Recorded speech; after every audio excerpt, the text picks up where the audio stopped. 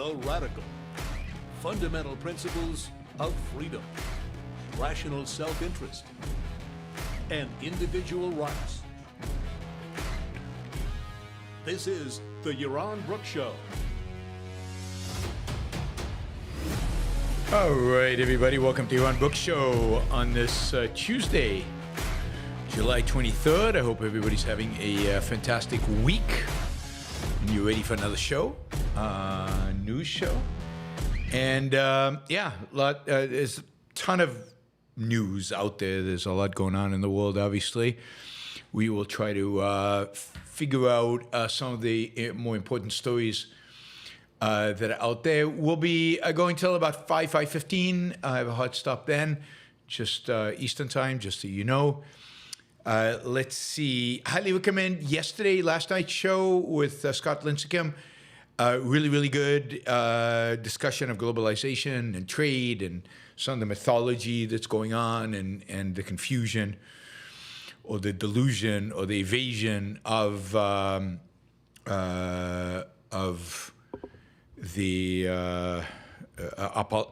politicians and the people who advise them. And in relation to that, I came across this story actually on a tweet by Scott Lincecum, but it was too good. It was too good not to share with you. Just in case you're worried about manufacturing in the United States and the fact that not enough stuff is being made in the United States, know that Congress is on top of it. They are doing their share to try to bring manufacturing back to America and to really, in important ways, probably for national security reasons, maintain American manufacturing. So here it is. Today, U.S. Senator Sherrod Brown, Democrat from Ohio, announced his bipartisan All-American Flag Act. I'm going to have a hard time keeping a straight face on this one. The All-American Flag Act is heading to the president's desk to be signed into law after passing the House of Representatives this evening. This bill would require the federal government to only buy American flags completely produced and manufactured in the United States. In November 2023, the Senate unanimously, I can't believe that Rand Paul voted for this, unanimously passed Brown's legislation after the bill passed with bipartisan vote out of the Senate Committee on Homeland Security and Government Affairs. I mean, this is a Homeland Security issue after all. To quote Sherrod Brown, Senator Brown, American flags should be made in America, period. Now, because of our years of efforts to pass the bill, American flags the federal government buys will be produced and manufactured in America. I mean, my heart is pumping from all that patriotism running through my blood. By American workers. The president needs to sign this bill into law without delay. It turns out that currently, you'll be shocked and horrified to learn that currently the federal government is only required to buy flags that contain just 50% American-made materials, meaning half the materials in the flag flown at our military bases and other federal buildings can be made in China.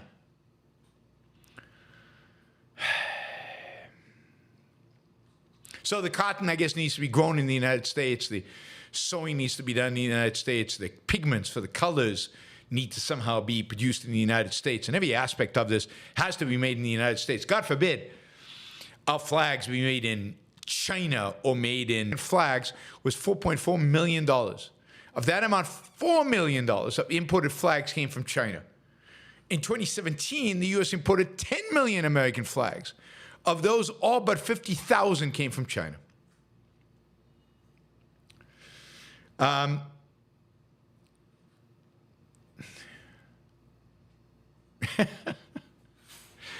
mean, what do you do about this? What do you do when our politics is just it's just nuts. It's just stupid. I mean, this is just stupid on steroids. there's nothing interesting, nothing of value here. It's just stupidity. American flags, having American, I don't know, whatever. So there we are. But you can rest assured now, the flags in the Capitol and I guess in military buildings and in military facilities and in government buildings will now be produced in the United States. American jobs have just been saved. Maybe even some jobs have been created. Some jobs may be destroyed in China, but who cares about the Chinese? So there you have it. Yay to America. It really is pathetic that this is what our politicians are engaged in. This is a stupidity and the level of stupidity that they are bothered with. Talk about, I guess, the level of our politicians. Kamala Harris is now pretty much 100%, 99% secure as the Democratic nominee for president of the United States. She'll be confirmed before the convention in order to get on all 50 state ballots. She is in the process of actively pursuing a VP. Right now, the betting markets have the number one choice as the Senator Scott out of Arizona, the Kelly Scott, who is the astronaut, the fighter pilot astronaut. He is the number one. The idea is, given that she is a woman, box checked. That she's black, box checked. She's South Asian, box checked. She needs a white male as her VP, and having a Jewish white male as VP, probably liability. So, there's certain minorities. Really just one minority, specifically one minority that Mark Kelly, sorry, not Mark Scott, Mark Kelly. There's one minority, only one minority that is considered a liability when it comes to these kind of things, and that's being Jewish. So Rosen's is still under consideration. Betting odds are he's in second place. So Mark Kelly. Anyway, Kamala Harris, who stands for very little, has built an entire political career, shifting and weaving and basically accommodating the prevailing winds, is now potentially going to be president of the United States. A woman who, obviously she has legit experience, just as much experience as anybody else, certainly more than Obama had, and certainly more than Trump has had, as both a district attorney and as a senator. But really somebody who has not distinguished herself in particular as somebody who has ideas and who has a, if you will, political governing philosophy. And I was looking through kind of articles that say, okay, here's Kamala Harris' positions on different issues, and it's basically she's standard Democrat on pretty much everything. She has tried to stay away from being too radical or too extreme or too consistent on anything. Maybe with the exception of abortion, she's very pro-abortion, which is good. But she's basically followed the mainline Democratic stuff on pretty much everything from AI to China and the idea of de-risking from China and moving manufacturing and reliance on China, reducing our reliance on China, and all the standard stuff that everybody kind of talks about and nobody actually knows what exactly to do about. Probably the issue that is the two issues most worrisome in terms of Harris. Probably the number one issue that's most worrisome is climate change. She, at least before she was VP, was very much involved in all kind of climate legislation, from being a co-sponsor of the infamous Green New Deal, which was a stunning, horrific statist disaster, to trying to get a Climate Equity Act, whatever the hell that is, that's scary, passed, which called for an independent Office of Climate and Environmental Justice Accountability. So this is really scary stuff. So her climate change stuff is super scary.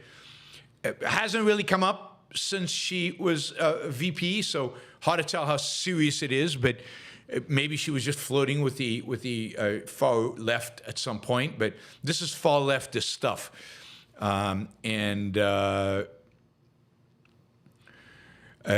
She proposed a $10 trillion plan to reduce greenhouse gas emissions, which included climate pollution fee and ending the federal fossil fuel subsidies and whatever those are, and everything else. So Harris is big on environmentalism, probably given she's younger, probably this is a bigger issue for her than Biden, and super dangerous in that sense. So this is one where it's really, really, really bad. And there's one issue where it's unequivocal that Trump is better than the Democrats. It's on energy and climate. That is the easy one. If that was the issue you were voting on, then that's easy, because Trump is probably better on climate change, on energy than he is on anything else. And the Democrats are worse on energy than probably anything else. So that's it. The other one probably is DEI. On economy, on immigration, on even on Israel. I think she just toes the party line. I do worry Ukraine and everything else. I do worry about DEI with her. She has made some pretty strong pro-DEI statements in the past. So that is definitely an issue to watch for. But I'd say in terms of practically, where's the harm going to come from?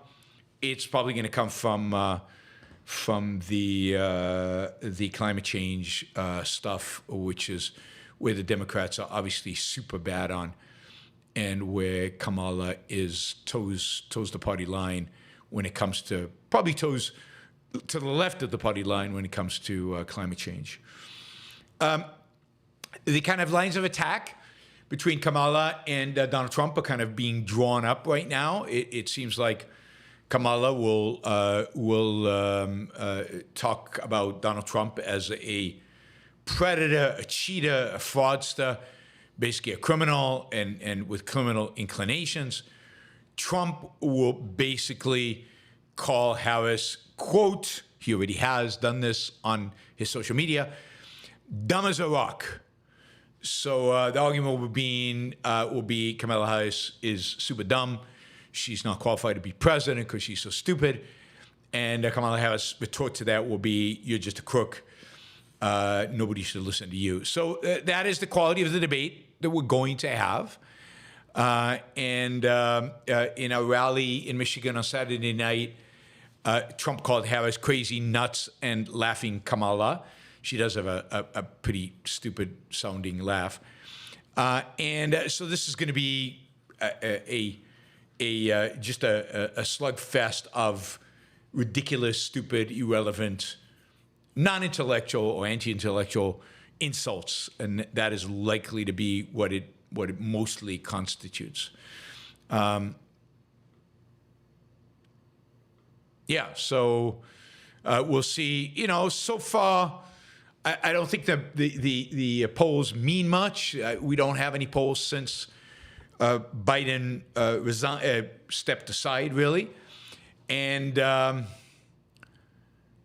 But polls from before that looked at Kamala versus Trump showed Kamala doing slightly better than Biden, but still losing the popular vote to Trump and still losing most of the, most if not all, the swing states to Trump. So it'll be interesting to see, if she gets any kind of bump in the polling because of the attention she's gotten for being the nominee now.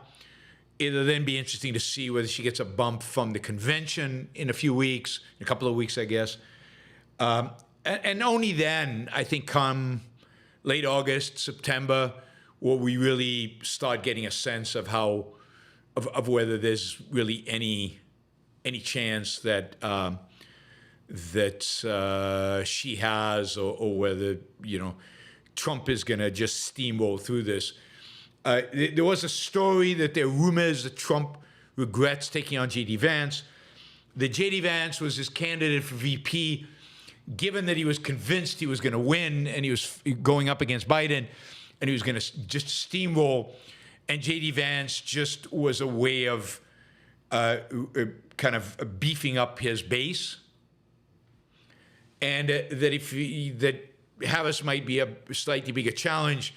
And then he would have thought about, okay, what could he do to attract more independents or middle of the road people? I don't know if that's true, hard to tell, but that's kind of a story circulating out there. Let's see.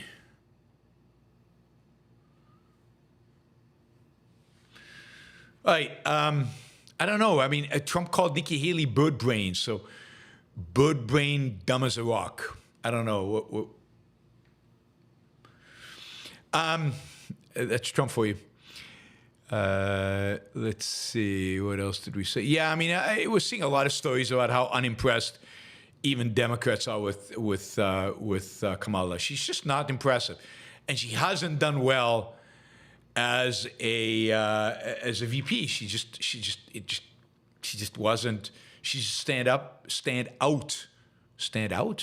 She didn't stand out as being particularly effective at anything she did. So that is it. Mike, thank you for the sticker.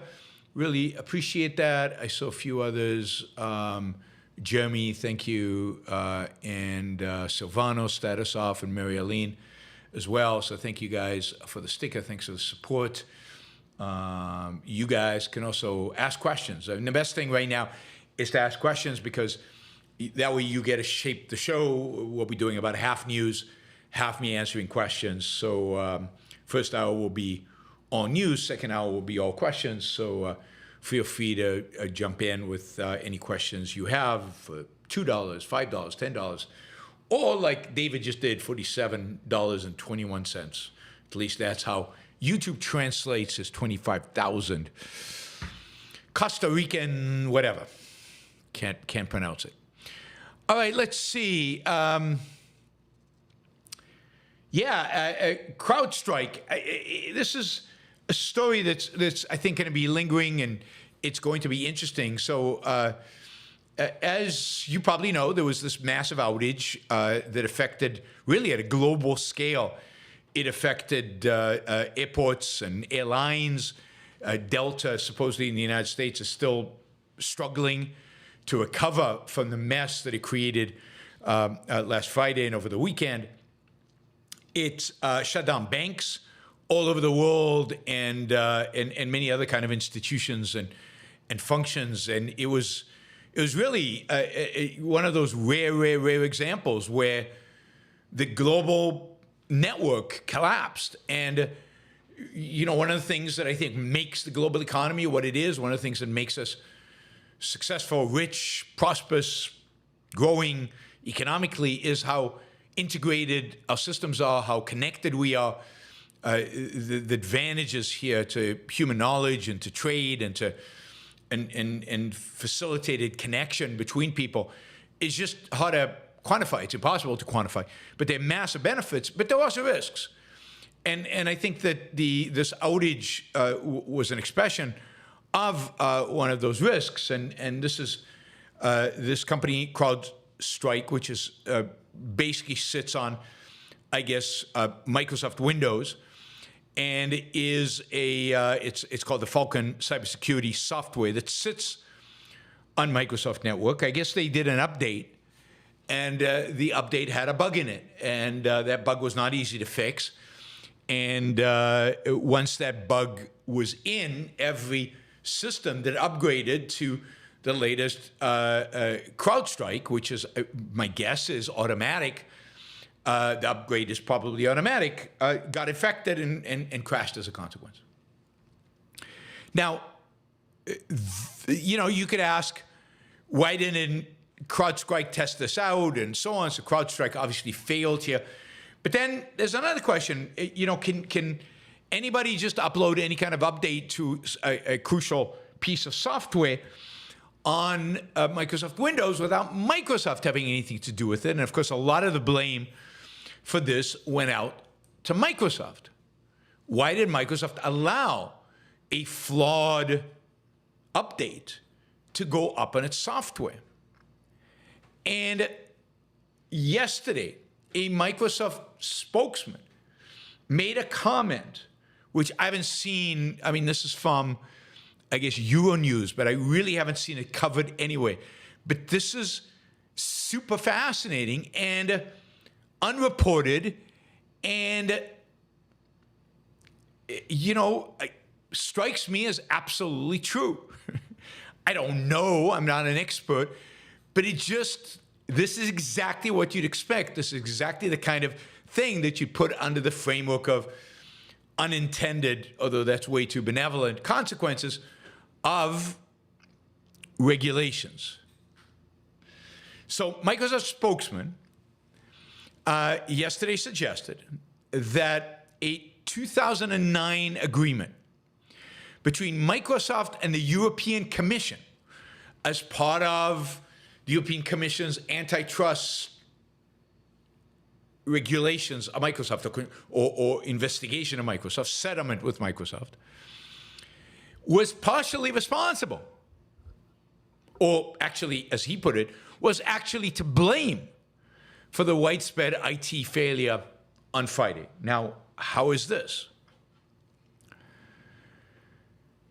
Basically, the spokesman said that the 2009 agreement, quote, gives makers of security software the same level of access to Windows that Microsoft gets.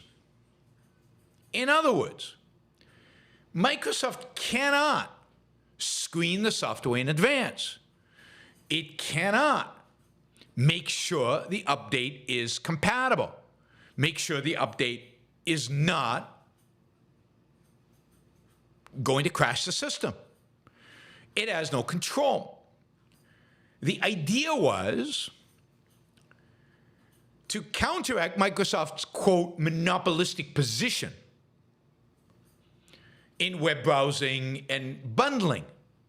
So the idea was to take away control over some pieces of software, like security,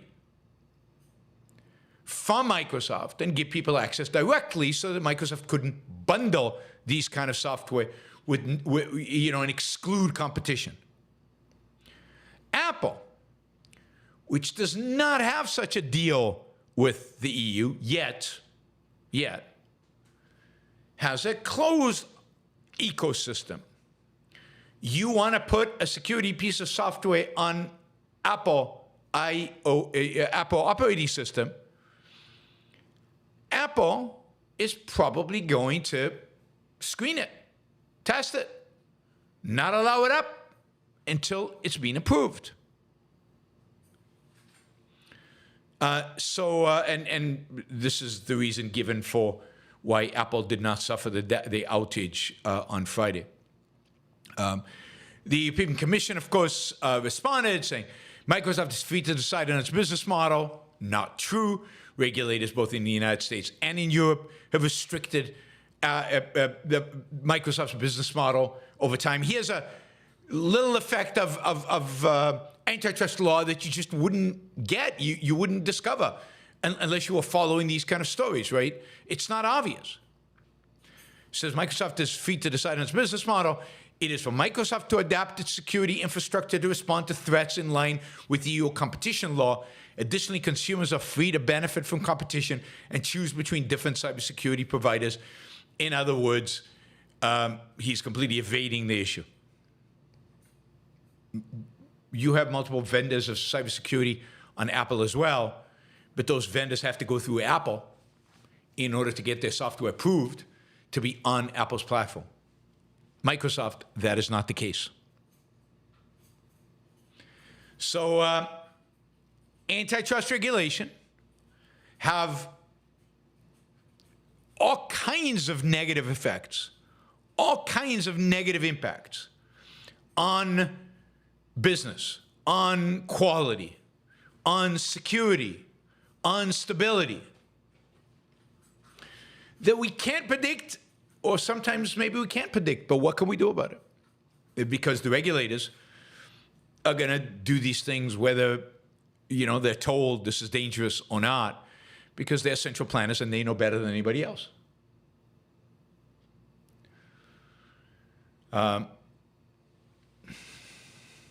So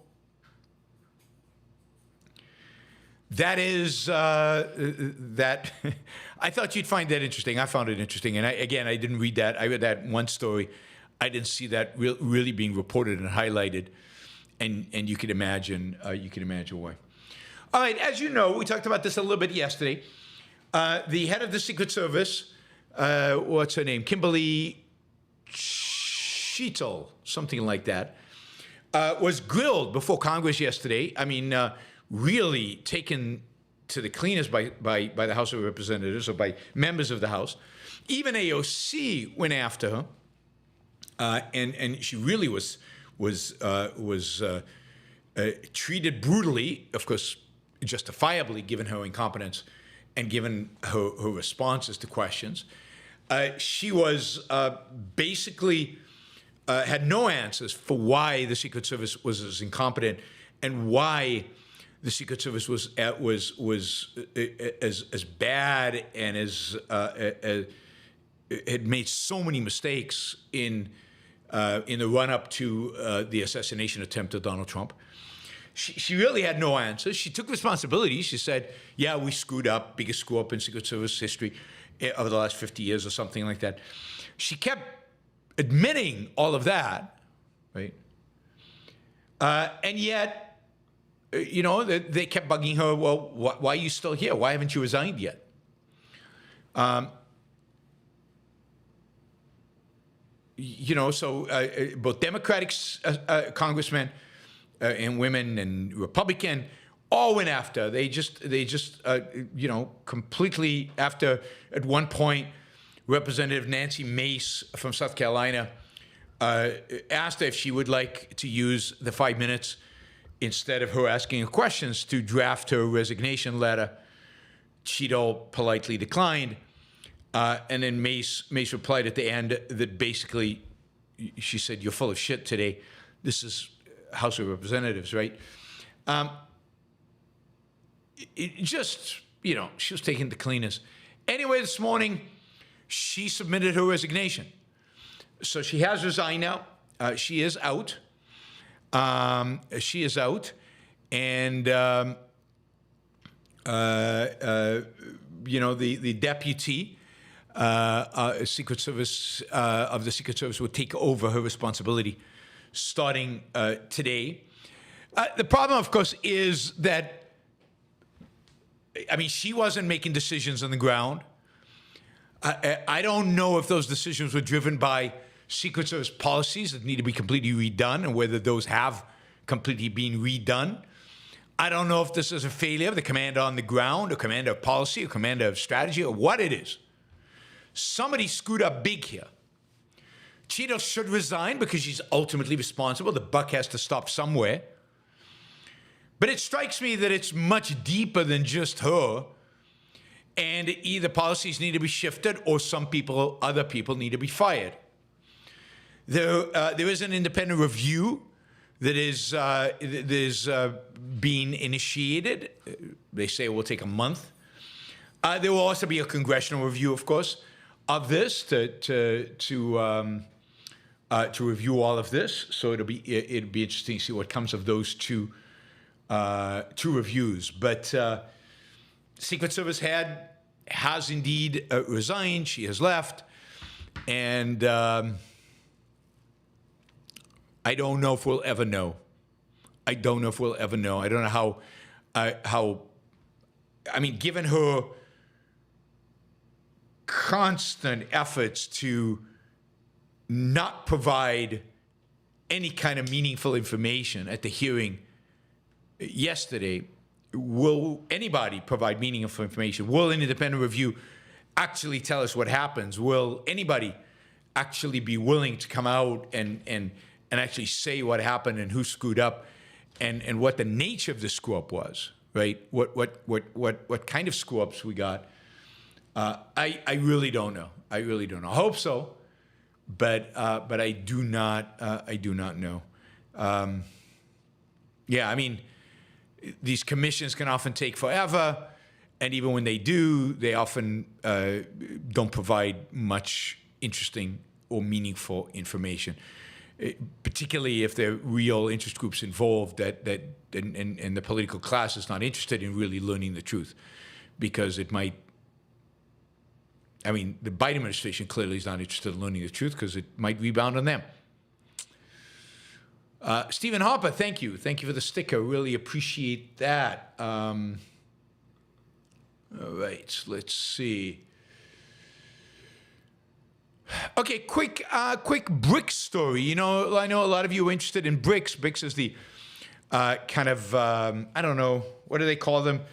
Often they're affiliated with the Global South. These are considered emerging economies. These are the economies that are not necessarily aligned with the United States, often opposed to the United States. The BRICS are led by Russia, China, India, South Africa, and who have I missed? Brazil.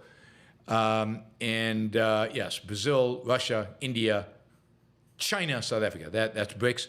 But now they've got a bunch of countries additionally that have joined, including Saudi Arabia and I think Iran and a bunch of others. And it's generally an alliance of countries that are skeptical of America and are skeptical of the dollar and the dollar's dominance in the world, and would very much like to undermine America. You know, particularly driving the desire to get off the dollar and to become less dependent on the United States are the sanctions on Russia, which saw the United States basically confiscate a bunch of assets that the Russians had because Russia was holding those assets in dollars and holding, for example, treasuries and others. And therefore, because it was all dollar denominated, the U.S. had a huge amount of leverage over the Russian banking system, and has made it difficult for Russia to transact and to engage in the world economy. Russia's found ways around it, but they're expensive and not convenient. And of course, other countries are looking at that and saying, we don't want to get caught in that. We need an alternative. The problem is that they can't find an alternative. I mean, there are multiple problems. One of them is they cannot find an alternative. Suddenly, the Russian ruble is no alternative, and Russia now is experiencing significant inflation this year. The Chinese yuan is not an alternative because who knows what the Chinese will do, and nobody really trusts the Chinese.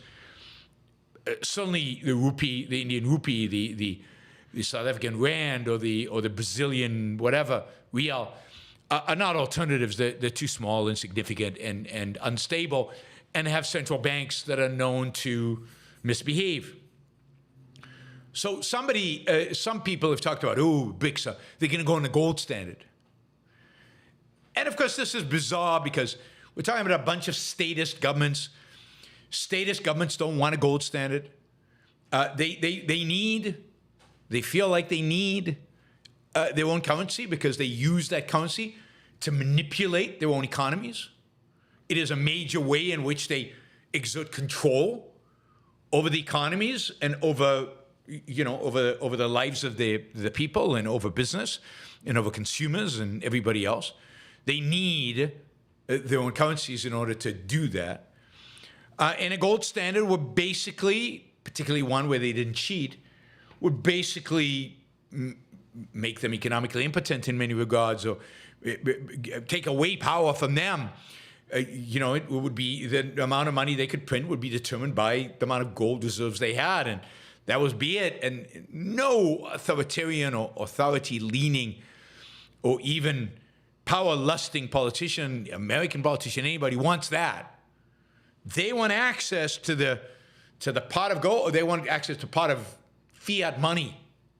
So that's not happening. But the other thing that is happening, that's just flies in the face of all the hysteria and panic around BRICS is going to go off the dollar, it's just the fact that the dollar just seems to get stronger and stronger. In July, The dollar has gotten stronger versus the Chinese yuan. It's hit records vis-a-vis the Indian rupee. The dollar's never been as strong as it is right now relative to the Indian rupee. Or you could say it the other way around, because it's not like the dollar's actually getting stronger, because it's getting weaker relative to the gold. So what's happening is rupee is getting weaker compared to the dollar. So, the rupee is getting weaker. And of course, basically every other Asian currency, particularly the yen's been struggling versus the dollar for the whole year. Of course, that doesn't mean it will last. It just means that in a world of statists, in a world of fiat currencies,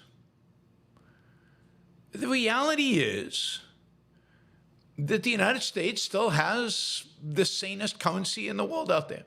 As bad as we might think the Federal Reserve is, as bad and as much complaining as we do about what the Federal Reserve does, it's better than anybody else's central bank. It just is.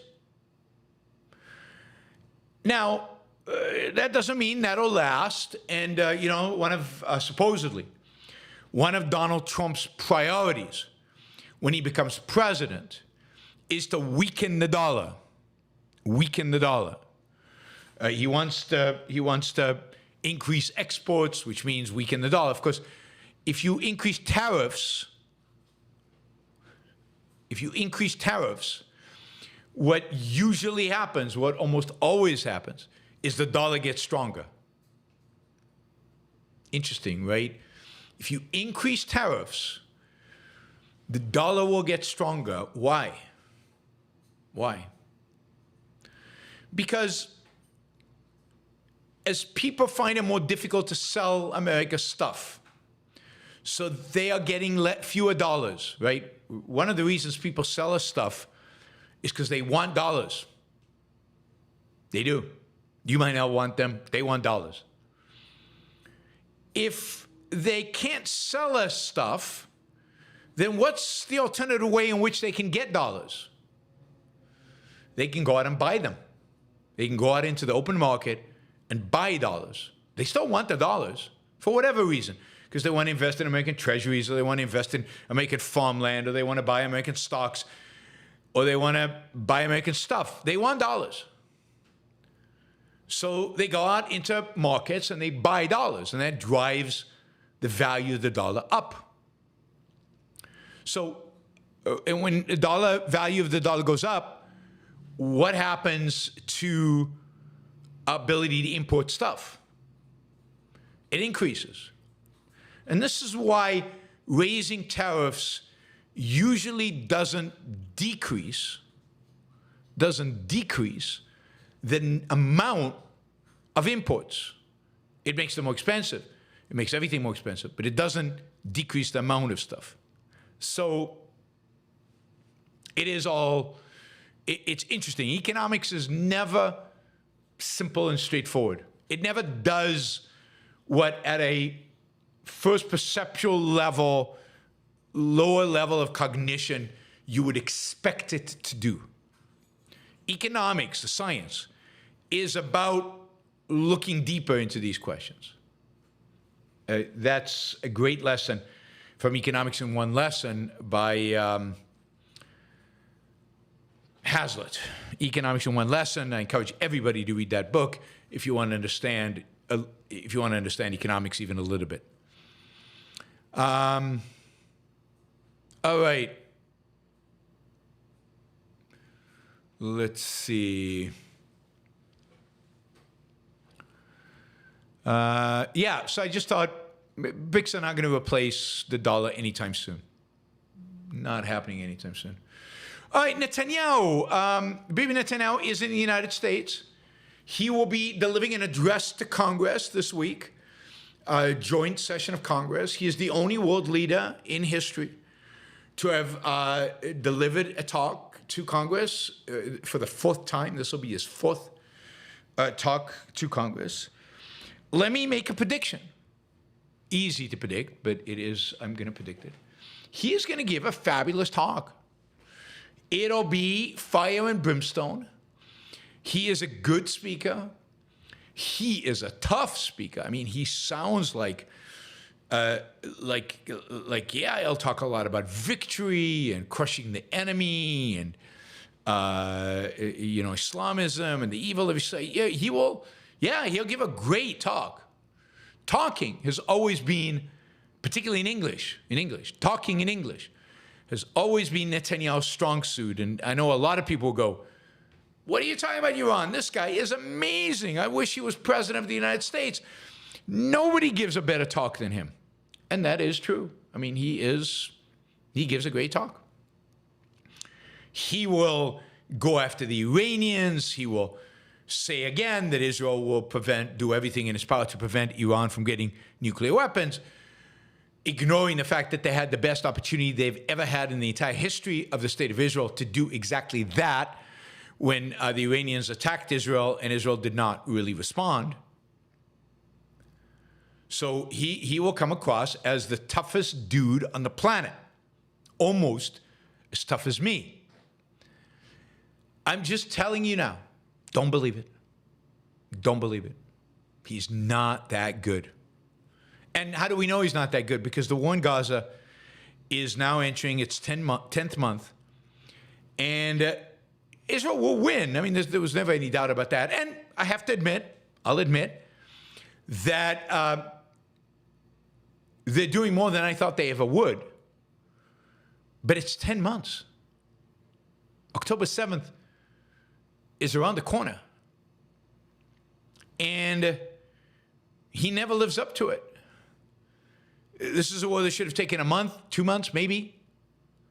Hezbollah by now should be on their knees. Hamas should be destroyed completely. And it hasn't. It continues. The hostages should have been freed militarily. Anyway, it should be over by now. So he gives a good talk. He does not deliver. Don't believe him. And a lot of this is really for internal Israeli consumption. Not the words, but Bibi often runs inside Israel in Israeli politics. He runs as the candidate that is most liked in America, the candidate who can get the most from American presidents, the candidate that is best for the relationship of Israel with the United States. And so this is the show. Look, I'm the only guy in all of human history that's spoken 4 times in front of Congress. Nobody else in Israel can match that. So just take it with a grain of salt when you listen to it. Bibi will also be meeting with, I think on Friday, with Trump at Mar-a-Lago in Florida. He will also be meeting with President Biden on Thursday, I think. And I'm not sure, but I did read a story, but I couldn't find a confirmation, that he will also be meeting with Kamala Harris. So he's doing the rounds. He's meeting with everybody. He's getting the photos. He's doing what he needs to keep it going. But he should have resigned a long time ago. But yes, this is a round. We will see about. In the meantime, the hostage negotiations in Israel or in Qatar are still going on. Bibi says they're close to a deal. A lot of pressure within Israel for him to cut a deal, but also a lot of pressure within his government not to cut a deal. How he plays that out and balances it all out and figures it all out is Bibi's real ability, which is, political juggling and staying alive and somehow surviving. But sad. The war continues, and the need to take out Hezbollah is as great as ever. The reality is that Israelis who live in the north of Israel were evacuated months and months ago and are still away from their homes and still cannot go home safely. That is unprecedented in Israeli history. and basically is a sign of defeat or is a sign of Israel taking a knee. And it really is sad and horrific and disappointing and not good. Not good. All right. So, yeah, Bibi, we'll talk about it more once we hear the speech and all that happens and he meets with everybody and we get more information about the potential deal that might what's happening. In the meantime, just to remind you, fighting continues in Gaza daily. It might not make the news because it's just too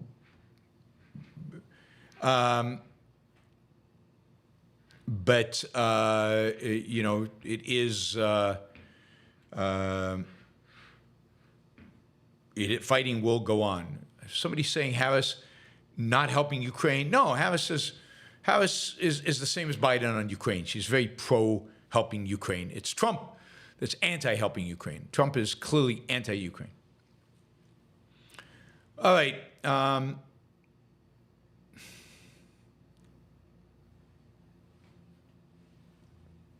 Let's see. What do we want to do? Yes, let's talk about UBI. I talked about it a little bit yesterday, but let's go a little bit deeper into what happened. So there was a study funded by the CEO of OpenAI, and the study included 3,000 low-income Americans aged 21 to 40, drawn from 19 counties in the Dallas and Chicago areas. Average household income, just under $30,000. 2/3 of these folks were randomly assigned to the control group, and they were paid $50 a month for their continued participation. So every month, they got $50, and their behavior was monitored and everything over a period of 3 years. The other 1,000 participants, so that's 2,000, another 1,000 participants, got $1,000 every month, and this occurred for 3 years. So basically, the expense here was $1 million a month. So they spent $36 million over the whole period, and this is funded by private donations, but primarily from the money of, as we said, the founder and CEO of OpenAI. So our researchers collected detailed data, what happened to participants, and that detailed data was published yesterday in a working paper. You can find that working paper at NBER. NBER is the National Bureau for Economic Research. So first, they looked at the labor impact. What did this do to employment?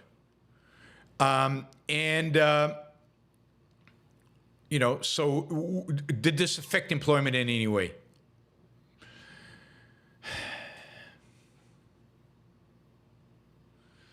So the upshot of this experiment is that the people who got the $1,000 actually spent less time working.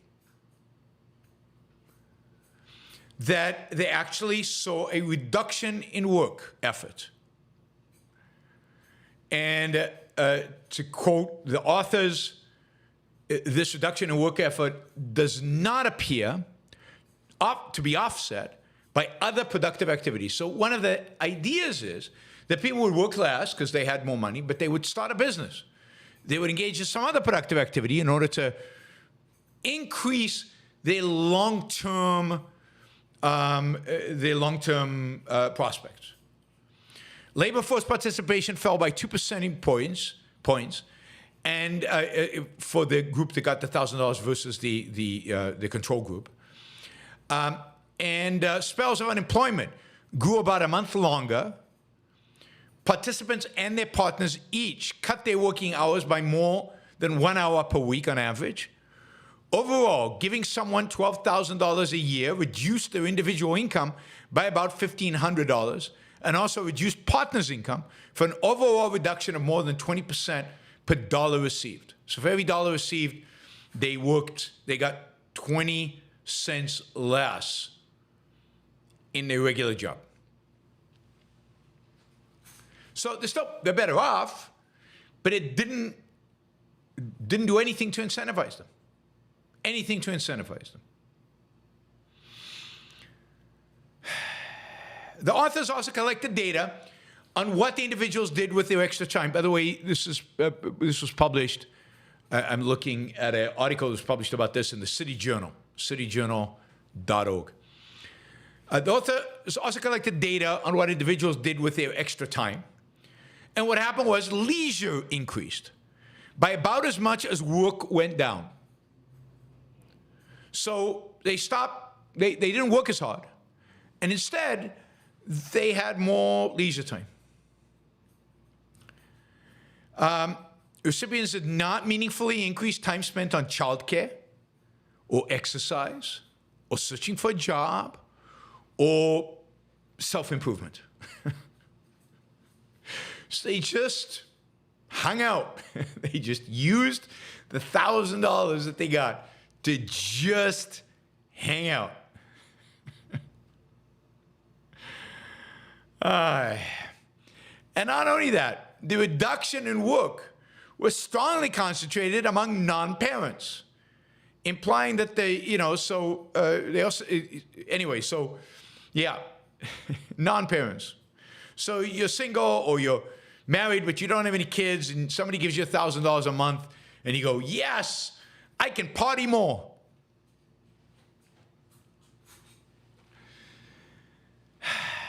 As far as investing in their own education, or what economists sometimes call human capital, no detectable improvement occurred in recipients' job quality. Though younger participants may have gotten a bit more education. There also wasn't much growth in savings. Recipients went through nearly all of the money they received, either by reducing work or by increasing consumption.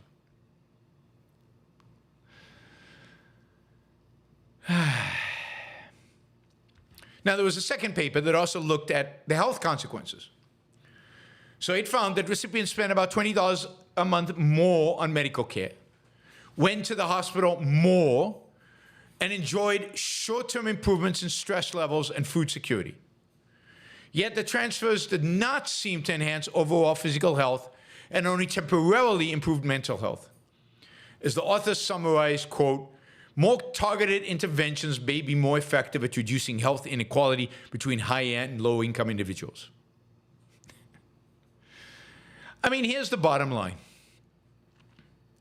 Handing people money does not make the world better off. It doesn't increase their productivity.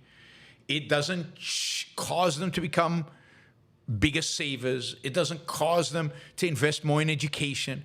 It doesn't cause them to hustle more at work. And I think one of the indications here is that one of the reasons people are poor is that they lack ambition. One of the reasons people are poor is because they lack ambition. And you can't fix that by giving them more money. All they use that more money is not to improve their life in any material way or in any long-term way. But they use, and one of the problems I think with poor people is that they lack the willingness or ability, or however you want to call it, to think long-term. Think long-term. People stay poor for not unsurprising reasons. They stay poor because they don't think long-term, because they're not willing to work as hard as some other people. They're not willing to invest in themselves. They don't act rationally, and that's why they're stuck. This is the conclusion of at least the City Journal article. At any rate, these results have, at great expense, confirmed what always seemed likely. Unconditional cash transfers reduce work while benefiting recipients in generally short-term ways. That finding may not end the debate, but it deserves to be a big part of any discussions on such transfers going forward. People who would take that money and say, oh, wow, I've got an extra $1,000. Let me go back to school. Let me invest it. Let me save it. Let me use this as an incentive or some way to increase my capacity to earn. Let me start a side business. Those people are people who find ways to do those things anyway. And the reality is that most people get extra $1,000, think, cool, I can party more than I did before. That is sad, but that is the reality of poverty in America, and I think around the world. And it's why UBI and the different variety of UBI schemes, as much as they appear appealing, will have no real impact, and why welfare is so destructive, because while welfare is more restrictive, but welfare is so complicated and difficult, and welfare is just, particularly in the United States, less so in Europe, it just has so many negative consequences. And the solution is not to replace welfare, it's not to add UBI on top of welfare. And the solution is not to replace welfare with UBI. The solution is to phase welfare out. The solution is to create an environment where there's so many jobs, so many possibilities for people to earn a living, that they don't get a handout, and that the handouts are turned over to private charities, and the government gets out of the business of trying to manipulate outcomes. And by the way, this was all done privately, and it still failed. That is, private charity doesn't change the incentive structures. The incentives with regard to welfare, the incentives with regard to something like UBI remain, even if it is done privately. It's just that private programs are much more likely to learn from their mistakes, are much more likely to look at what happens, and look at outcomes, and change or stop or shift. In other words, much more likely to ultimately find a formula for successfully providing help to people who, let's say, need help. Whereas government has no incentive built in to optimize and to improve in any kind of way. All right, we got one last story, and then I'll go to your questions. I see we got a lot of questions today, 2 to 5, and a little bit of $10 sprinkled in. We need a few $20 questions, guys. I see Clark has just done one, but we're $25 short for our first hour, even with Clark's $20. So we're $25 short for the first hour, and then of course we're in less than 1 minute, less than 60 seconds, going to enter the second hour, where the clock, the dollar clock, starts up again. And we're probably not going to make the $2.50 goal by going with $2 and $5 questions. So I encourage those of you who can and are willing and are interested to ask $20 questions and to get us on a productive path for the second show.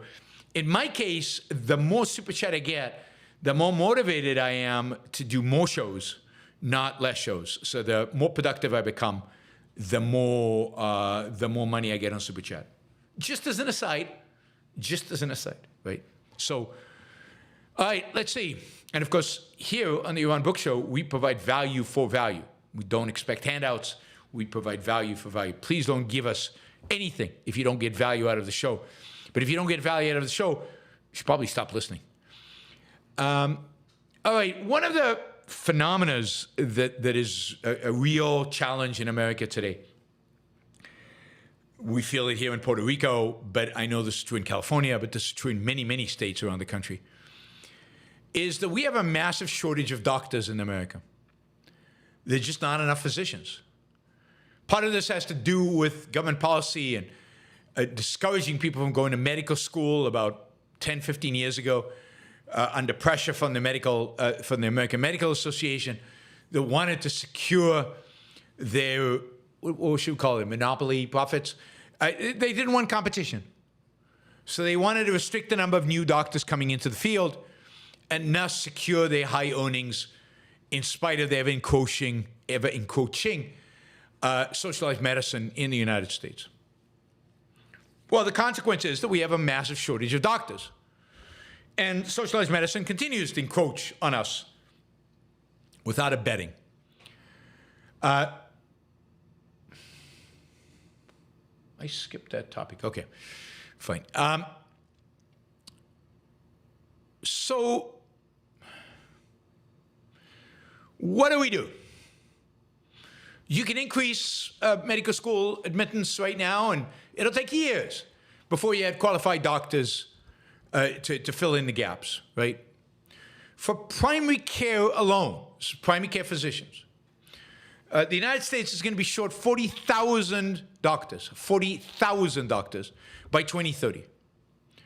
I'm sure when you go specialty by specialty by specialty by specialty, particularly maybe the less lucrative specialties or the specialties that involve more Medicare, treating old people, you'll see more and more and more this number grows dramatically.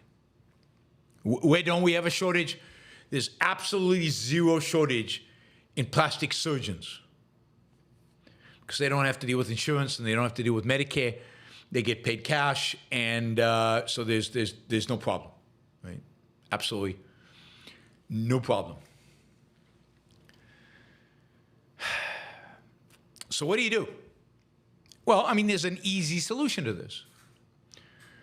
And really an easy solution to this. And that solution is to invite into the country immigrants who are doctors. If you're a doctor, if you got a medical degree from a reputable university, if you've worked in a reputable country, you're welcome. But the problem with that is that the way the laws are set up in America, because of licensing laws, a doctor who comes to the United States has to pass through hell in order to get approved to practice medicine in the U.S. They have to get fully licensed in the U.S., which involves sometimes, coming here as trainees or going through medical residency, even though they may have gone through residency in their local countries 10, 15, 20 years ago, and are senior doctors today, they still have to go through all of this in order to get qualified in the United States.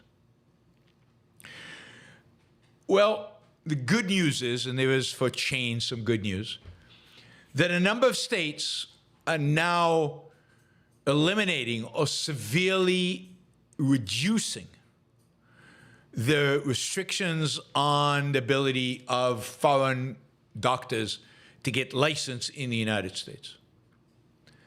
And that is great news. Most of these are red states, which is interesting. Most recently, we've seen Virginia, Florida, Wisconsin, Idaho, and Tennessee all have passed bills to create a pathway for doctors practicing abroad, outside the country, to become fully licensed without completing unnecessary post-medical school residency training in the United States. I'm sure there's still all kinds of barriers, but they're making it easier. Now, let me just say, I mean, doctors are going to jump at this if, of course, they can also get the federal government to give them a visa, because that's the other restriction they have. They still have to get an H-1B. They still have to come here with a work visa in some way.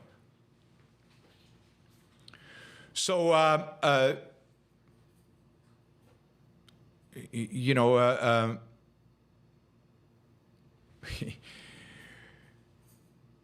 maybe we'll see a little bit of a reduction.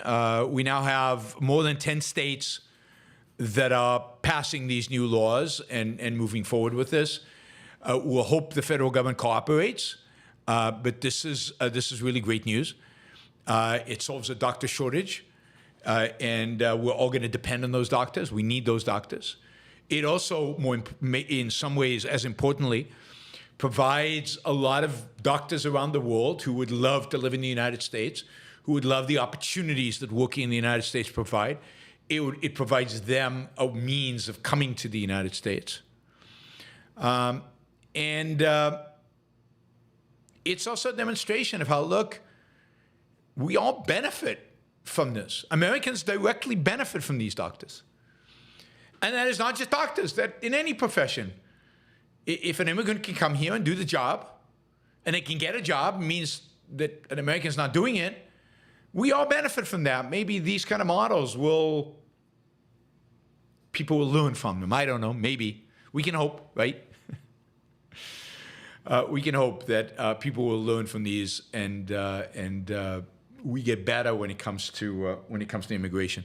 Again, I don't know how this works at the federal level and how much cooperation these states are going to get from the federal level. Let's hope they do.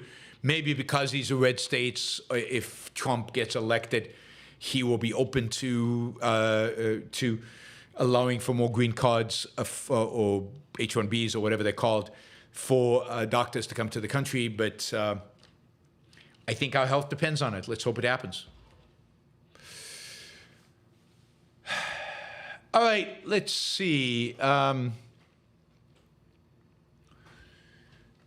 Reminder, there was still, we've got the second hour. We try to raise about $250 an hour,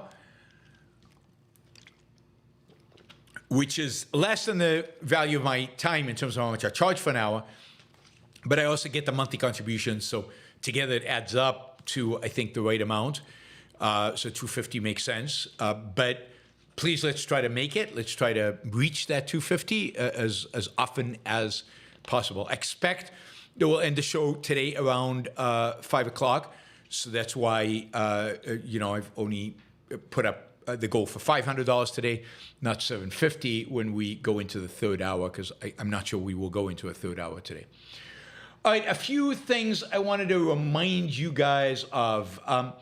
I've mentioned this a few times in the show. I'll keep mentioning it for the next week or so, or the next couple of weeks.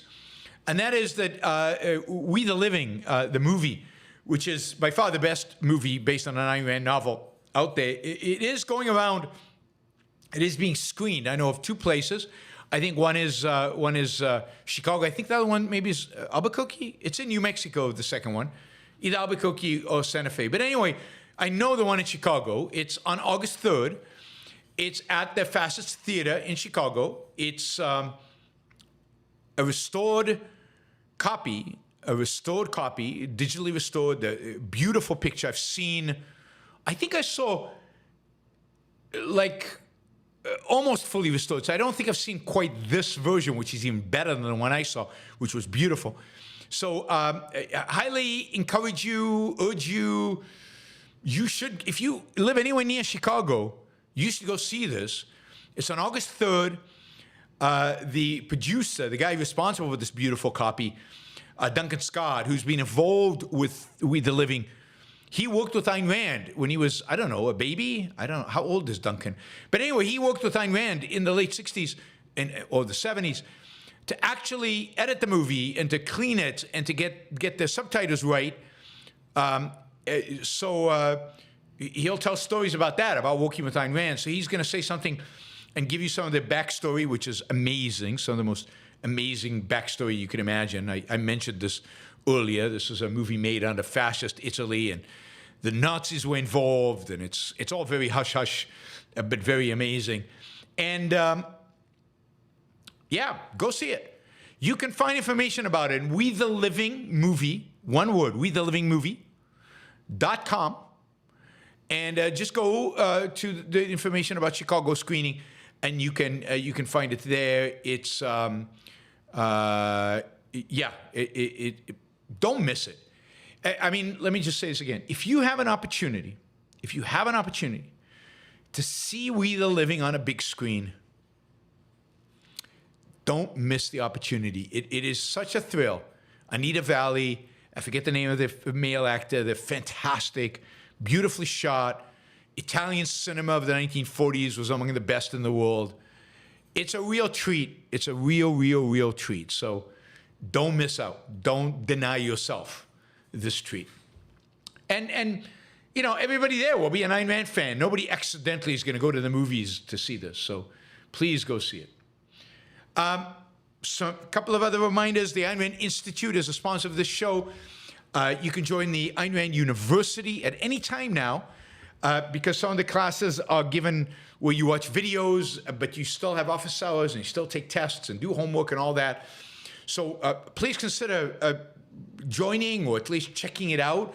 You can check it out at aynrand.org/start-here, where you can get information about ARU. And yeah, go check it out. Consider joining, start up. Yesterday did my first class in the second class, a public speaking class for like beginners. It was great. 3 actually pretty good presentations, interesting content, good presenters. I'll do the second class on Friday, and the third class on Friday, and then we continue this through mid-September. It's a lot of fun. You guys should definitely join, and you'll get some of the best instructors in objectivism, and yeah, you'll really learn objectivism and its applications. And of course, Alex Epstein is a sponsor of the show. AlexEpstein.substack.com. AlexEpstein.substack.com. And where you can get Alex's talking points on climate change, energy, unreliable energy, and everything else. Nobody's better on these issues than Alex. Get talking points from him. It really gets you thinking, and it'll really give you great arguments to make to the people you're arguing with about climate change and the rest. Let's see, what else do I want to say? Yeah, I think we're good. I think we got all the sponsorship. I might have a new sponsor joining in the next few days, so I'll let you know when that happens. But if you want to sponsor a show, one show, many shows, if you want to be a monthly sponsor, choose a topic for a show, $1,000 for choosing a topic for a show, $1,000 a month to become a sponsor of the show, where you get a mention every show. Or almost every show. I sometimes skip over that, but almost every show. So please, if you have a product you think would be of interest to my audience, if you think I can add value to you, then consider the trade. All right, let's go. We have a ton of questions because everybody's chosen to do $2 to $5 questions today. There's just a lot of them, and I don't know how we're going to finish on time. We'll see how it goes. We'll see if these are difficult questions, easy questions, or what. Enric, thank you for the sticker. We're still about $192 short of our target, so stickers would be great at this point, given how, and particularly if you want to contribute $2 to $5, something like that, instead of asking a question, please consider doing a sticker instead. That way we don't add to the long list of questions that'll take me a while to answer. If you want to ask a question, try to make it a $20 one, or $50, or $100. That'll get us closer to the target much, much faster. All right, David. Thank you, David. David is $47. Great show yesterday with Scott Lincecum. Yeah, Scott is great. Has he written any books? I can only find articles and essays of his. I don't think so. I think it's only articles and essays. I would definitely, if you're on Twitter, I would definitely follow him on Twitter. If you're not on Twitter, just sign up for his Substack. His Substack is through the Dispatch. So I think when you get a subscription to Dispatch, you can also get Scott's stuff. His articles are excellent. So yeah, just sign up for the articles, and it's almost better than a book because you get them regularly, and they're always dealing with something that's relevant, something that's in the news, something that is being discussed. Glad you enjoyed it, David. Hopper Campbell, can you be a selfish empath? Well, I'm not sure what empath means. Does it mean you have empathy? Well, to whom do you have empathy? To everybody? Do you empathize with your enemies?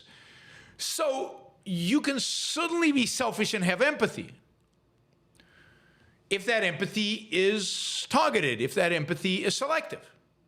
I mean, one of the things about selfishness is not about ignoring others, being not nice to others, not being empathetic to others. Selfishness is about selectivity.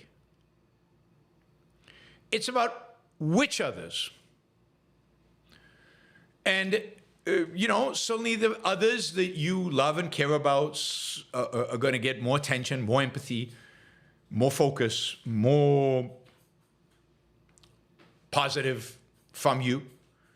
And the further away they get from you, the less empathy, the less positive, the less help they're going to get. And I think that's what being selfish means. It means identifying who is valuable to you and, devoting your resources to the people valuable to you and not allowing it to be depleted by feeling empathy or helping out people who don't mean anything to you, or even worse, people who you actually feel badly about. You feel you have negative ideas about, you evaluate them negatively. So as long as your empathy is focused on the right people, yeah, absolutely, nothing wrong with empathy.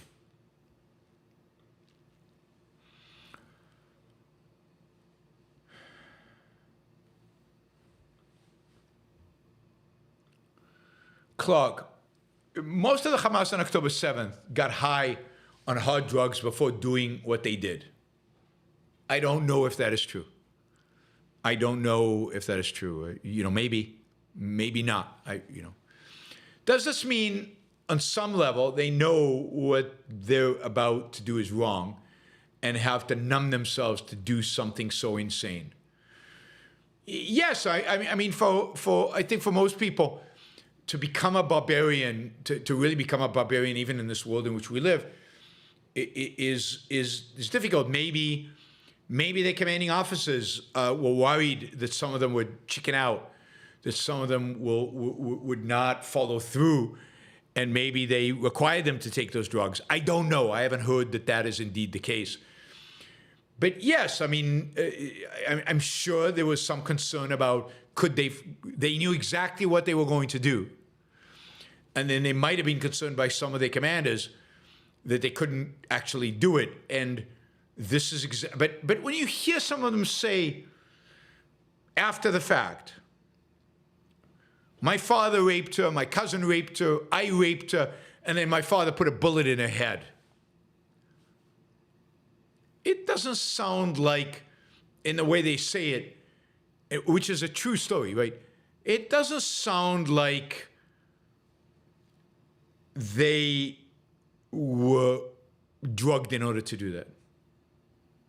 Maybe, but I'll have to dig deeper and find out if there's any evidence to suggest that. I'll ask my Israeli contacts. Thomas, what do you know about Kamala's attitude towards Israel?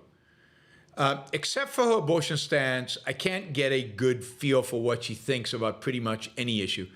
Obviously, it would be some sort of Democrat leftist. Yeah, I mean, she's Democrat leftist about pretty much everything. As I mentioned, she's been a senator. She was very bad on the environment, on environmental stuff and climate change. She was very bad. In terms of Israel, I don't know. I think she's mainline Democrat. She'll generally support Israel. I think that basically is where the donor base is, and therefore she will follow the donor base. I think in the Biden administration, she, to some extent, played bad cop to Biden's good cop in order to appease the far left, but I'm not sure she would do that as president. I don't think she'll be quite as pro-Israel as Biden sometimes was, but I don't think she'll be anti-Israel either. I think she'll play it in the middle. I don't expect a big shift in Israel policy one way or the other, really. And that's generally, Kamala is going to be very non-radical, very rock the boat too much. Pretty mainstream Democrat. She's about power. She's not about ideology. She's not an ideologue. She does not have firm principles about anything, in my view. She is just there because, hey, she's always wanted to be in charge. She's on to be in top. And somehow she got there. Don't ask me how, but somehow she's made it. Don't know why exactly. Yeah, she's a fan of equity. She plays to the left, but she doesn't, I don't get any sense that she would govern from that perspective. She's played, you know, so for example, when she ran, I've mentioned this in the past, she's often run to the left of the Democratic Party to attract the progressives, but then governed as an attorney or as a senator from the center. And I think that's how she, and running for president, she'll run in the center. And I think she would govern from the center. So she's bad, but conventionally bad, not crazy, rabid, socialist, communist, woke bad. Harper Campbell, does it ever affect your self-esteem or deflate your enthusiasm when you can't convince someone of objectivism you think should be able to absorb and understand the philosophy? No, not anymore. I mean, you know, I've been doing this for too long. You know, I first read Ayn Rand, what is it? Unbelievably, 47 years ago. 47 years ago. Yeah, 47 years ago this summer. And I've been trying to convince people forever, and I've had very moderate success. And that doesn't hurt my self-esteem. It's a shame, because I think that this is a philosophy that more people should embrace. I've seen people embrace it and drop it. I've seen people not embrace it and then embrace it years later. I've seen people who didn't embrace it ever. And I don't take it personally, any of it. It doesn't affect me. I get it, how hard it is. I understand that it's hard. I understand how difficult it is to embrace this philosophy and to run with it and to make it part of your life. It requires you to move away from your family. It requires you to challenge your friendships. It requires you to stand alone. And most people put aside all the thinking that it requires of you, and most people just aren't interested in doing any of that. It's a lot of work. Andrew, Rand was asked the difference between man's life as the standard of value and happiness as the standard. She replied, called the question junk. Was that because she was highly against an emotional standards, your thought? Because she thought that the only appropriate life for man was a happy life. So life is the standard value, life is the standard value, but happiness is the only consequence of that. There's no meaning to life, qua human being, if happiness is impossible, if what you're striving towards is not happiness. And of course, happiness is the consequence of achieving your values. So you've got it, life is the standard, which means flourishing life, which means the pursuit of happiness. That is the standard. So she didn't see this sharp distinction between life and happiness. To her, it was one thing. There was no trying to live but not be happy. The whole point of trying to live was happiness. And the whole way in which one achieved happiness is by trying to live.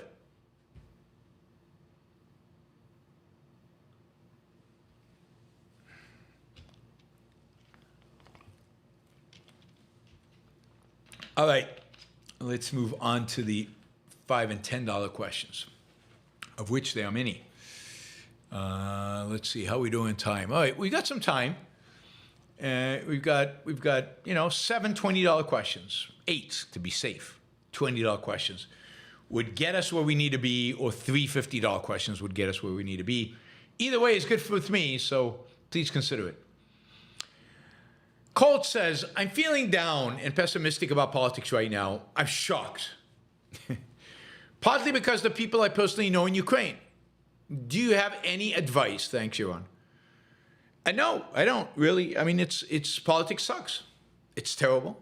Trump is probably going to win. Ukraine is screwed if he does. My only hope is that Ukraine does not succumb to Trump's bombast and his arm twisting, and that the European Union is strong enough and committed enough to stand on its own and provide support for Ukraine. That the Ukrainians can continue fighting, but the reality is that it's going to be very, very difficult for Ukraine to win or to even, to hold the Russians without active American support. It's possible, but it's hard. And it's screwy. It's very, very screwy. Trump, as I told you, is a very, very, very depressing candidate for lots of reasons, Ukraine being one of them. And I don't have anything to say that can mitigate that other than, as usual, focus on your own life, try to not focus too much on things that you can't control and things that are way on the other side of the ocean, as important as they are. And I know you've gotten to know people in Ukraine, and they are value to you. And yeah, it's just sad and horrible. And it should make you ever more angry at the kind of new right that hates Ukraine, the Tucker Carlson, and his ilk that just despise Ukraine and that have inspired J.D. Vance and Trump to want to sell Ukraine to the Russians, basically giving up on defending self-defense. Isn't it amazing that, Republicans could be pro-Second Amendment self-defense unless it's in the face of Putin. And then, no, we should negotiate. We shouldn't have self-defense when it comes to Putin. Shahbad, are American companies allowed to make foreign flags? I don't know. I mean, maybe we should have a new law that says that if an American company makes a foreign flag, that is treasonous. I mean, they should lose their American citizenship because that shows that they have alliance to somebody else. I'm kidding, just in case. And so is Shahbad. I wonder if Americans make superior flags. Maybe we make gold-threaded flags or I don't know, AI flags, or something unique. Raymond, thoughts on nuclear proliferation. Should the U.S. actively intervene against proliferation in non-ally nations if no national missile defense is ready? Yes, absolutely. It's an absolutely catastrophe of U.S. foreign policy that the United States allowed North Korea to get nuclear weapons. And it's an absolute catastrophe that the United States has not yet eliminated the capacity of Iran to develop nuclear weapons. So any country out there that is basically hostile to the United States, that threatens or acts to gain nuclear weapons, should be stopped. And stopping it should include the military force. And it's not that hard because these countries are not very strong militarily, but it needs to be done. And the failure of America to do it in North Korea is a failure that we and the South Koreans and maybe the Japanese as well will be paying for a long, long time. Long, long time. And the failure to do it in Iran, we will pay for even more dearly because Iran is a bigger threat than North Korea.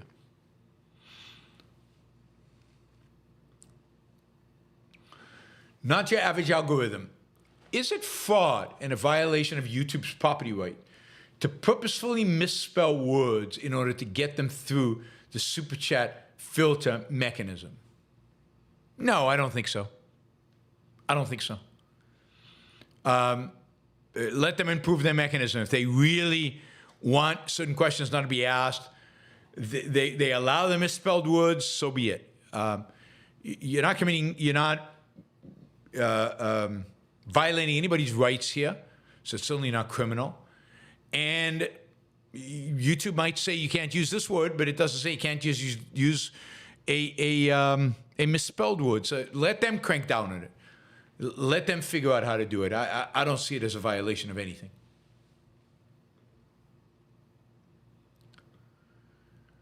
Liam, have you ever used Tesla's autopilot? Would you feel comfortable in a self-driving car, even on the freeway? I have not. I've never driven a Tesla. But yeah, absolutely. I would feel comfortable in a self-driving car. Why not? Airplanes are mostly self-driving, self-flying. And the more self-flying they become, the safer they become. I think the same is true of cars. I mean, when do I feel unsafe? I feel unsafe when somebody else is driving. I don't trust you guys. Like, one of you picks me up at the airport visiting, and I feel unsafe when you're driving. I think I'd feel safer when the AI is driving than when you guys are driving. Its track record is better than yours.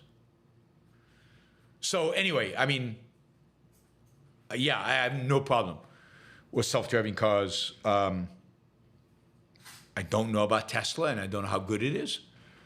But and I like to drive, so I'm not enthused about self-driving cars because I like driving. But as I get older, the more attractive they become, even on a highway. Even on a highway. Richard, thank you, Richard. $20 question, really appreciate it. The All-American Flag Act just passed the House, requiring U.S. flags made only in American material. Seriously, I could not make this up. That was my opening news item. My opening news item. It's gone to. It was unanimous in the Senate. It passed the Senate unanimously. Even Rand Paul voted for this act. So much for you thinking Rand Paul was a free market guy. It's just a stupid, virtue signaling, I guess, of stupidity. That's the virtue they're signaling. But yes, I talked about that opening section of today's show. Mary Eileen, the only one Trump can be relied upon to support is Trump. Yes, but I don't want to, you shouldn't make Trump out to be selfish, because he's not. He's self-centered, he's narcissistic, but he's not selfish. So in the short run, that is true. In a whim-driven, non-rational sense, that is all true.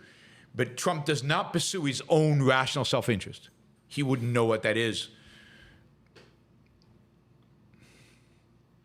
Michael, Kant made Hitler and Stalin a reality. Is he also responsible for Trump? Yeah, I mean, in a sense. But look, it's not that you make possible a person. You make possible a phenomena.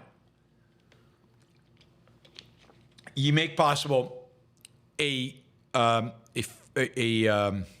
culture that is receptive to Stalin or to Hitler.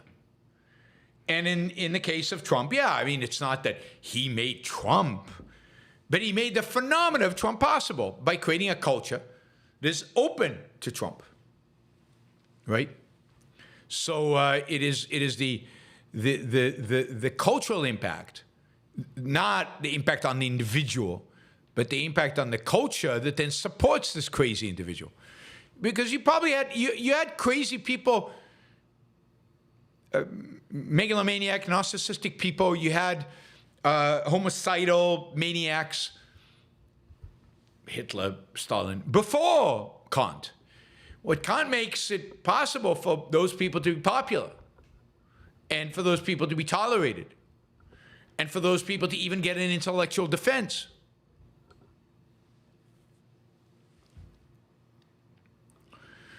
Michael, if a loved one gets Alzheimer's and can no longer recognize you, is it still worth visiting them?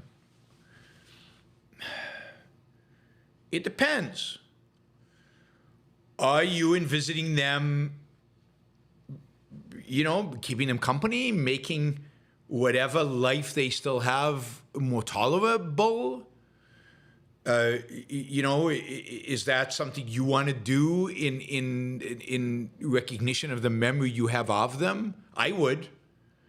I mean, I would. And I've seen couples where one of them have Alzheimer's and the other doesn't, but the one that doesn't still loves what the person with the Alzheimer's represents for him, and it's not ready to just abandon them. And is still going to be there for them. So particularly if it's a spouse, but even if it's some other loved one, you still want to do whatever you can to make their life as comfortable and as good as you can make it in this life. It's your responsibility to yourself, your responsibility to the memory of them, of the way they used to be, of the relationship you used to have with them.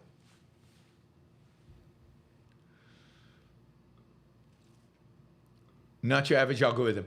What's the difference between index funds and mutual funds?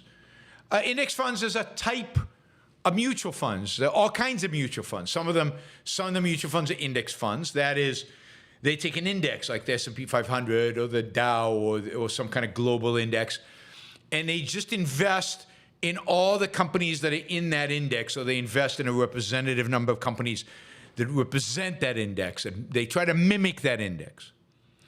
But there are other mutual funds that do other things. There are mutual funds that only invest in biotech. There are mutual funds that actively invest in, value stocks or growth stocks or other stocks. So mutual funds is the broadest category. Index funds is one category within them. Now, because index funds follow an index, they tend to be cheaper because less research and effort goes into trading them. And therefore, the amount of fees they take, the amount of money they take to invest in them is lower. I highly recommend index funds because I think it's rare to find a mutual fund that beats the index on a regular basis, on a consistent basis. Silvanos, thank you, $50. That has really made a big dent in the amount of money we need to raise for the second hour. Silvano says, given that the status quo regarding nukes is mutually assured destruction, is it responsible to pursue tech to negate them and gain an edge?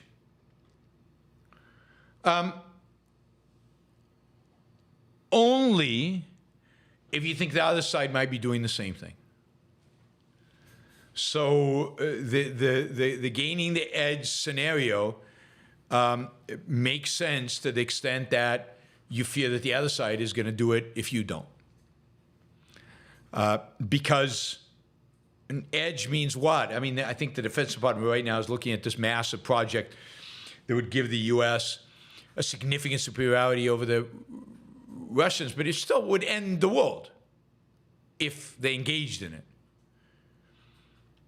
I think much better, though, is to invest heavily, not a little bit, but heavily, in missile defense systems, which now we've seen are quite effective.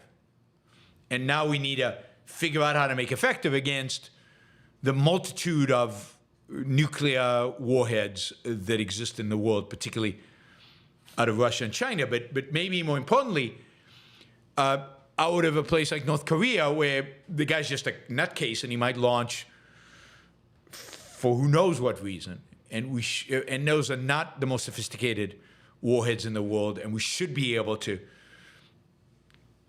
destroy it in space. So we need to develop that technology, and we don't yet have it foolproof. I mean, the Arrow, the Israeli Arrow system, which knocks ballistic missiles out above the atmosphere, is a start. We need more of those, and better and more advanced, and a variety of them, and let the competition begin. Not your average algorithm. A 401k is preferable to Roth IRAs. I mean, they're two different things, and they both have a place in your investment. The advantage of a 401k is typically you can put more money in it than in a Roth IRA. Roth IRAs are better, all else held constant. So if you had $2,000 and you could put in a 401k or Roth IRA, I would put it in a Roth IRA. But generally, if you can afford it, the best strategy is to maximize your 401k and maximize your Roth IRA. Maximize them all, for long-term saving. Roth IRA means that you pay taxes now, but you don't pay taxes on the capital gains when you get the money out.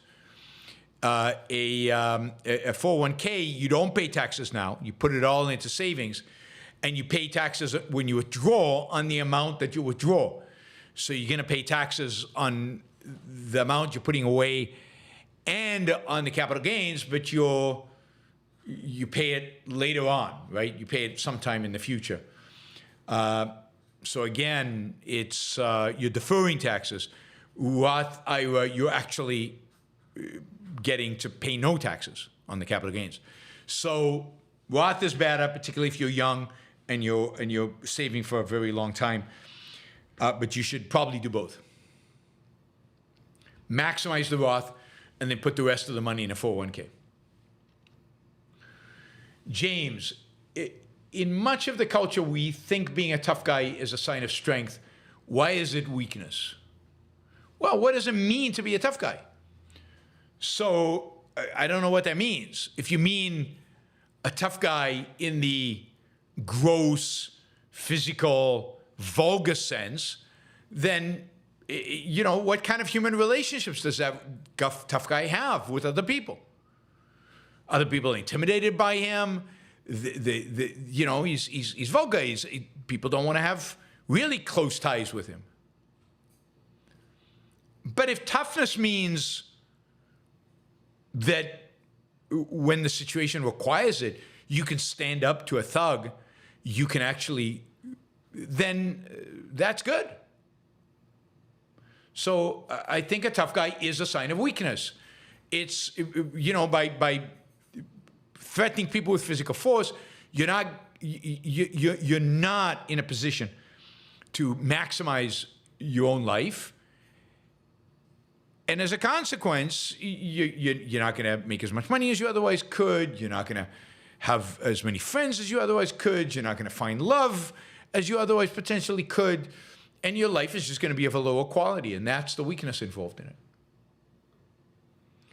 Andrew, there's still something to Americans' insistence on being ruled, as evidenced by their widespread antipathy to politicians.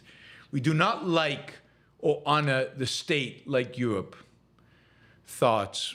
Yeah, I mean, I think that's mostly true. I think it's what Trump keeps complaining about, how Xi and Putin are respected in their own countries, and Americans don't respect. They don't stand up when he walks into a room. They don't say, yes, sir. They don't do the kind of stuff that they do in these other authoritarian countries.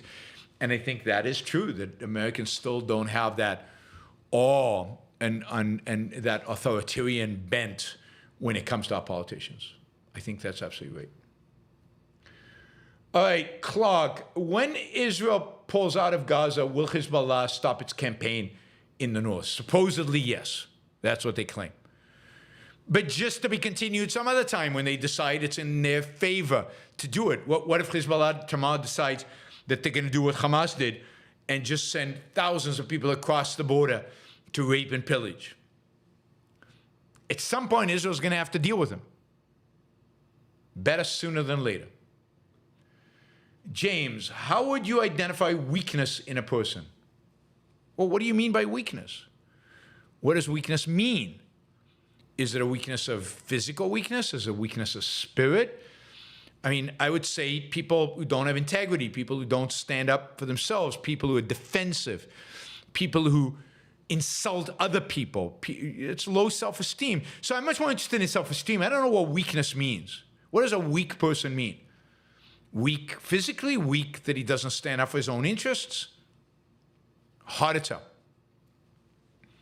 So you gotta clear in what term you're referring to. But I'd say somebody who doesn't stand up for their own interests, doesn't stand up to the bully, is not willing to fight primarily intellectually, but fight for their own values. That's weak. Hopper Campbell says, the lack of money is the root of all evil. That's Mark Twain. Good for Mark Twain. Not your average algorithm. What is the best way to get out of jury duty? I mean, I don't know. I have no idea. I mean, I have no more experience at that and more knowledge of that than anybody else. Usually, I get out of jury duty as soon as they find out I've got a PhD. I'm not, so. Mary Aline says, nice shirt. I like dark blue. I love dark blue. It's my favorite color. So thank you, Mary Aline. But I like this shirt as well. I love the color.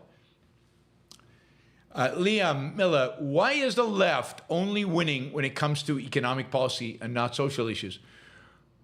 Why is the left only winning when it comes to economic? Are their economic policies perceived as less nihilistic than their social policy prescriptions? I don't understand any of that. I mean, the left is winning on the social issues. Indeed, the left has won on social issues. The left won on gay marriage. For a long time, the left won on abortion, and still, when it goes to voters, the left wins on abortion. The left wins on almost every social issue. Where they don't win is when they've just gone insane. Defund the police doesn't win because it's explicitly nihilistic. Now, you know, what else? Transitioning kids to be, transitioning the sex of the kid, they don't want because a lot of people clearly see how awful it is on not teaching algebra to kids. But they also haven't won on economics, not fully, right? So we don't live under complete socialism. Nobody in America wants to nationalize industry. The egalitarianism that they advocate for in the classroom by not teaching algebra, they don't advocate yet for in the workplace. And if they did, they wouldn't win. So Americans are not ready yet to embrace egalitarianism, neither in economics or in culture. And it's more prevalent maybe in culture than it is in economics. In economics, they've won most of the battles they fought. In culture, they've won most of the battles they fought. Economics, elements of markets still hold on somehow. But yes, the tide is turning against the left on social issues because they went so wacky, so crazy left. They went too far.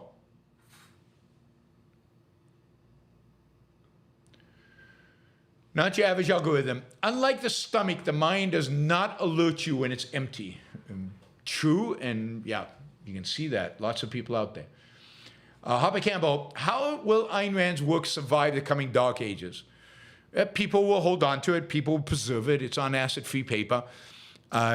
People will not give it up. These ideas will last. They'll be hidden in libraries at different places.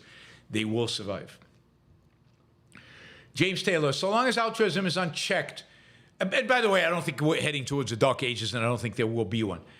Again, James, as long as altruism is unchecked, there will be constant attempts to tweak its parameters to make it effective. Yes, no question. They'll keep coming back. This is why socialism, they have to keep trying it, because altruism is not checked. So now we keep having to figure out how to apply it in a way that's less offensive, less destructive. You can't. It is a destructive ideology. There's no way around it. Mary Elaine says, I love ARU's flex courses. Yes, you guys should join the flex courses. AynRand.org/start here. Go for it. Michael, by the way, $73 to make our target for the second hour, which we've almost reached the second hour. Have there been times in your career or personal life when something that didn't work out for you, in fact, worked out for you? Yeah, I'm sure there have been. Absolutely. Yeah, I mean, you think it's bad news, but then that opens up opportunities that you didn't even consider before, and suddenly you've got these other opportunities that are better than what you gave, what didn't work out for you. Yeah, happened many times, and life, you cannot plan out your life. You can just keep putting yourself in positions to be successful when the opportunities arise. And that's definitely true of my life.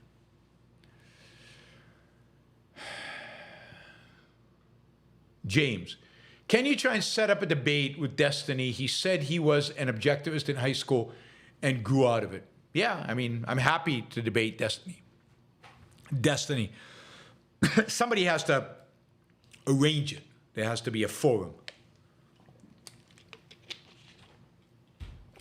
I think we almost debated once, and it sounded like he backed out of it. But I don't know.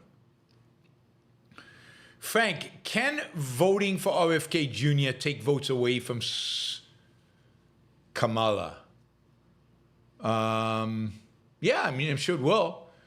RFK will take votes away from both, and I'm not sure who it takes votes away from most. But if you vote for RFK, you're voting for a nut. Why would anybody do that? Why would anybody vote for RFK? It's just insane to vote for RFK.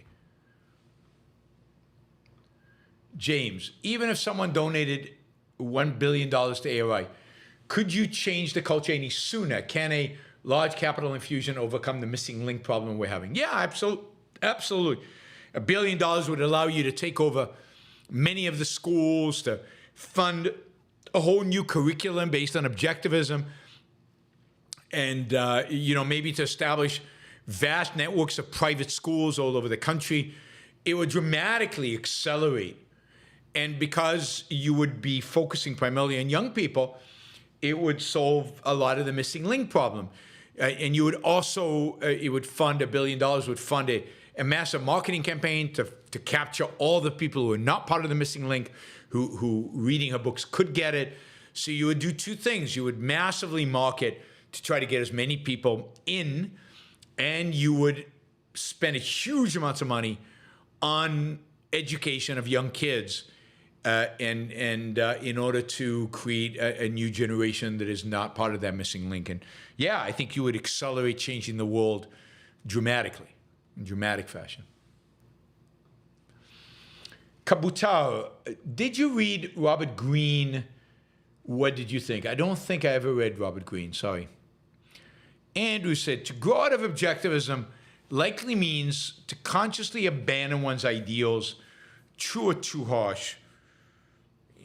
Yeah, I mean, I think it requires abandoning one's ideals. How consciously one does that is a question of how much evasion is involved. So it probably requires evasion, and then the question is how much evasion.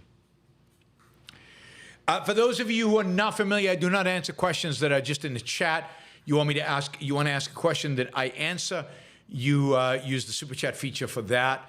Those of you who are not subscribers, please consider subscribing. Just click on the subscribe button. It doesn't cost you anything to subscribe. Don't forget to like the show before you leave.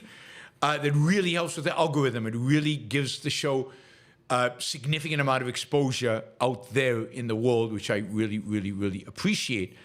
Finally, those of you who are not listening live, or even those who are live, who would rather support the show on a monthly basis, kind of a contribution every month, you can do that at anywhere from $2 to $500 or $1,000. Please consider doing that on Patreon. I'm trying to get 20 new subscribers on Patreon by the end of the month. I think I got one yesterday. Another one today would be great. So please be the one. Consider being the one at any level. So please consider adding and contributing and supporting this show on kind of a traded principle. I'm providing a value. You're consuming that value.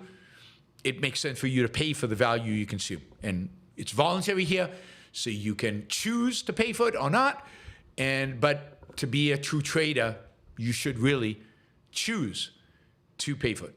So hopefully you do that on Patreon or yaronbrookshow.com/membership, which then allows you to do it on PayPal. Thank you, guys. All right, Arin has a question. Isn't Trump Vance more pro-merit and productivity? I mean, generally, yes, in theory, but their policies are not consistent with that. For example, tariffs penalizes people with merit, penalizes all of us, but primarily penalizes people with merit and supports unproductive, inefficient American industries, while penalizing efficient and productive American industries. So they say the right things with regard to merit and productivity, but their policies are the opposite. Industrial policy is a form of penalizing merit and productivity, right? So they're not consistent, and they actually act against their professed beliefs.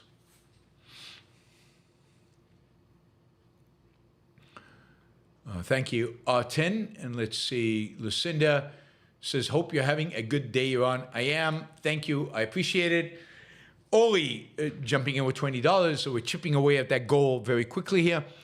I started watching Erdogan class on your recommendation, and 6 episodes in, I really like it, but find the main character somewhat altruistic. I don't find him altruistic at all. At all. He is driven by, but partially by revenge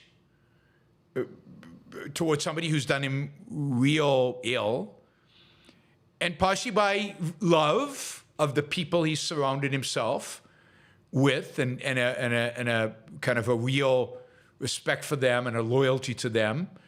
I don't know where, I'm curious what in his actions you would categorize as altruistic. I'm curious what things he has done that is altruistic. I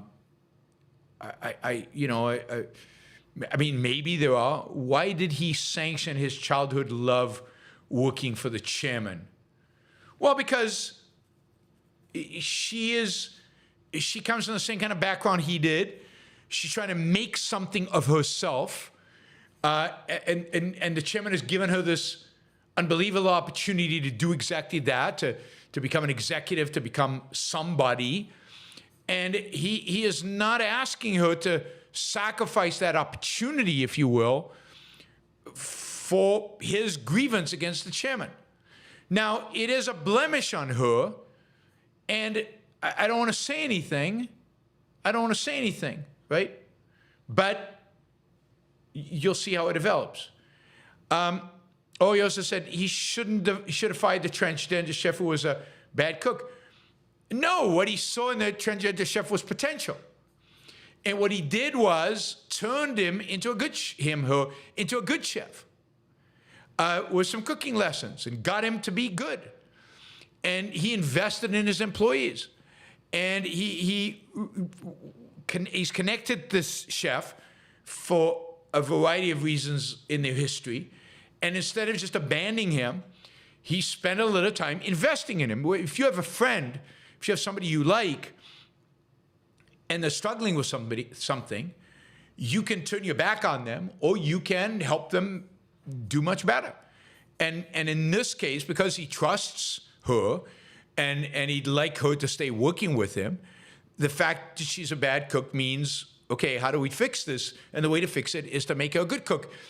And if he'd failed doing that, if after he'd given her the lessons, she still would have been a bad cook, then he should have fired her. But she actually turns into a good cook. Right? So altruism is not, egoism doesn't mean, if you connect to somebody, it just doesn't mean abandoning your friends because something doesn't work out, or it doesn't mean ignoring the context of the person you're talking to and why they're doing what they're doing. But there are, as you'll see, his childhood love is wrong to work for the chairman because he's an immoral person. And there are consequences to that. And you will see how one of the things the series does really well is show us the consequences of that, right? So it doesn't come free. And that's one of the things I like about these Korean dramas. Errors, even moral errors, you pay for them. And he still loves her and respects her, loves her for what they had. I'm not going to say more. If I say more, I'm going to give away the rest of the story. And Ori, I want you to just let it happen. Let it rip. I'm glad you enjoyed it. You're enjoying it. Lucinda says, let's chip at that goal a little faster So now we're just $11 short of that goal. But this is it. So if somebody wants to get rid of the goal, they have to jump in. Let's see, tomorrow. Oh, yes, this is important. The show tomorrow is going to be at 7 p.m. in the evening. No show during the day tomorrow. I have like 6 hours worth of meetings that have taken up my whole day. So tomorrow's show, still have a show, 6 p.m. tomorrow evening, 7 p.m. tomorrow evening. So I'll look forward to seeing you guys then. Oli says, it seems like the show is trying to make a statement that is how you succeed in her career. Be patient. You know, let's talk when you finish the series, and you tell me if you still think that's the case. All right, Lucinda just put us over the goal with a €10, which I think is worth $11. So thank you, Lucinda, and I will see you all. Thank you, Lucinda. I mean, she's really taken on the goal, the whole goal she got, that final piece of it. I will be on tomorrow evening. Probably Lucinda won't be on because it's very late Europe time, but can't make it during the day. See you all then. Thanks a lot. Thanks to all the super chatters. Thanks for helping us get to the goal. And yeah, you guys are great. Thank you. And don't forget, those of you listening afterwards, to become monthly supporters on Patreon or yaronbrookshow.com/membership. Bye, everybody.